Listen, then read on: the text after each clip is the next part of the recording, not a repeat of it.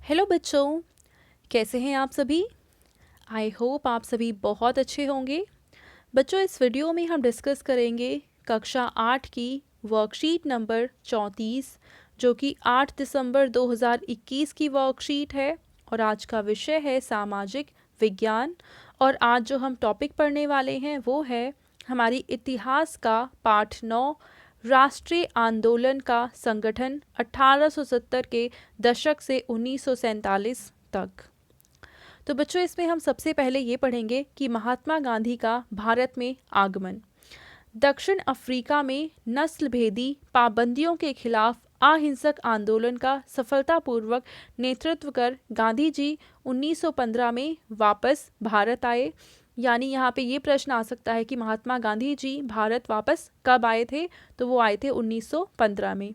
और इसके पहले वो दक्षिण अफ्रीका में थे और वहाँ पे अहिंसक आंदोलन चलाया था उन्होंने। और अलग अलग नस्लों के बीच में जो भेदभाव किया जाता था, गोरा काला, इस तरीके से भेदभाव के खिलाफ उन्होंने आंदोलन चलाया था। उन्होंने पहले साल पूरे भारत का दौरा किया और इस दौरान वे यहाँ के लोगों, उनकी ज़रूरतों और हालातों को समझने में लगे रहे। तो उन्होंने भारत आते ही यहाँ का दौरा किया जिससे वो समझ सके कि यहाँ के लोगों की ज़रूरतें क्या हैं, यहाँ की समस्याएं क्या हैं। उनके शुरुआती प्रयास भारतीय आंदोलनों, यानी जो उनके शुरू के यहाँ पे आंदोलन थे या हम कहें उनके काम थे, वो ये था। सबसे पहला चंपारण सत्याग्रह के नाम से जाना जाता है, जो कि 1917 में हुआ था। चंपारण एक इलाका है उत्तरी भारत में, और यहाँ पे नील की खेती करने वाले किसानों के लिए इन्होंने ये आंदोलन चलाया था, चंपारण सत्याग्रह। ठीक है। इसके बाद चलाया गया था खेड़ा आंदोलन, जो कि किसानों के लिए था, और ये इसके बाद अगले ही साल यानी 1918 में चलाया गया था। और इसके बाद चलाया गया था अहमदाबाद में, इन्होंने अपना काम किया था। मिल मज़दूरों के लिए इन्होंने ये काम किया था और ये भी 1918 में ही किया गया था। मिल मज़दूरों को उनका मेहनताना यानी मज़दूरी ठीक प्रकार से नहीं मिल पा रही थी, जिसके लिए उन्होंने अपनी आवाज़ उठाई थी। ठीक है बच्चों, तो ये उनके शुरुआती काम है। अब 1919 से लेकर 1922 के बीच उन्होंने और भी कई आंदोलनों जैसे कि रॉलेट सत्याग्रह, खिलाफत आंदोलन और असहयोग आंदोलन का नेतृत्व किया। तो हम देख रहे हैं कि गांधी जी भारत में आते ही यहाँ की समस्याओं को समझने और उनके लिए क्या कार्य करने चाहिए वो इन सब में लग गए थे। तो अब हम देखते हैं कि रॉलेट सत्याग्रह क्या था और क्यों चलाया गया था। 1919 में अंग्रेजी सरकार ने रॉलेट कानून पास किया, जिसका उद्देश्य अभिव्यक्ति की स्वतंत्रता जैसे मूलभूत अधिकारों पर अंकुश लगाना और पुलिस को और ज़्यादा अधिकार देना था। तो बच्चों, रॉलेट सत्याग्रह पास किया गया था अंग्रेज़ों के द्वारा 1919 में, जिसके तहत बिना किसी कारण बताए किसी को भी गिरफ्तार किया जा सकता था। मान लो आपने अपनी बात को व्यक्त किया और वो बात किसी और को गलत लग गई, तो वो आपको अरेस्ट कर सकते थे। ठीक है। तो ये एक बहुत ही कहें कि खतरनाक कानून बनाया गया था, जिससे लोगों को आज़ादी बिल्कुल भी नहीं मिल पाती। गांधी जी ने लोगों से आह्वान किया कि इस कानून का विरोध करने के लिए 6 अप्रैल 1919 को अहिंसक विरोध के द्वारा अपमान और याचना दिवस के रूप में मनाया जाए और हड़तालें की जाएं। तो गांधी जी ने लोगों से आह्वान किया कि आप भी सामने आइए और ये जो कानून पास किया गया है इसके खिलाफ अपनी आवाज़ उठाइए। और इस तरीके से, और ये जो आवाज़ है ये अहिंसक तरीके से उठाए जाएं, क्योंकि अगर हिंसा की जाएगी तो अंग्रेज़ भी इसमें पीछे नहीं रहेंगे और पूरी की पूरी ये जो प्रयास है उसको वो विफल कर देंगे। यह ब्रिटिश सरकार के खिलाफ पहला अखिल भारतीय संघर्ष था। हालांकि मोटे तौर पर यह शहरों तक ही सीमित था।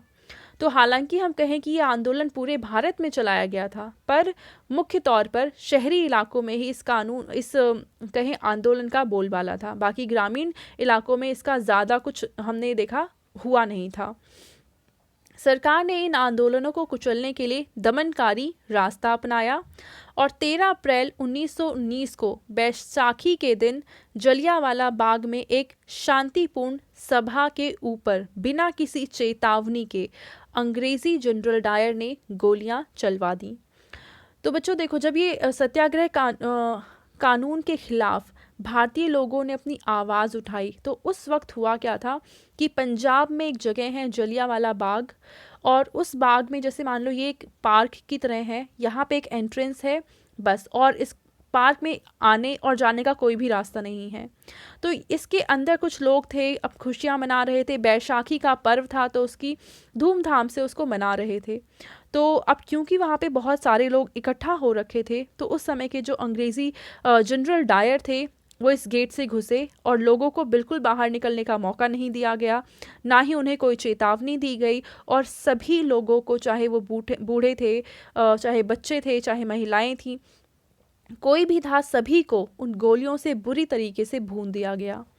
इस जनसंहार पर अपनी पीड़ा और गुस्सा जताते हुए रविंद्रनाथ टैगोर ने अपनी नाइटहुड की पदवी लौटा दी थी। तो नाइटहुड की पदवी रविंद्रनाथ टैगोर जी को दी गई थी अंग्रेज़ों के द्वारा, और जब ये कांड हुआ तो इसके बाद इन्होंने अपनी इस नाइटहुड की पदवी को वापस लौटा दिया था। तो ये था सत्याग्रह आंदोलन। अब इसके बाद हम देखते हैं कि खिलाफत आंदोलन और असहयोग आंदोलन क्या था।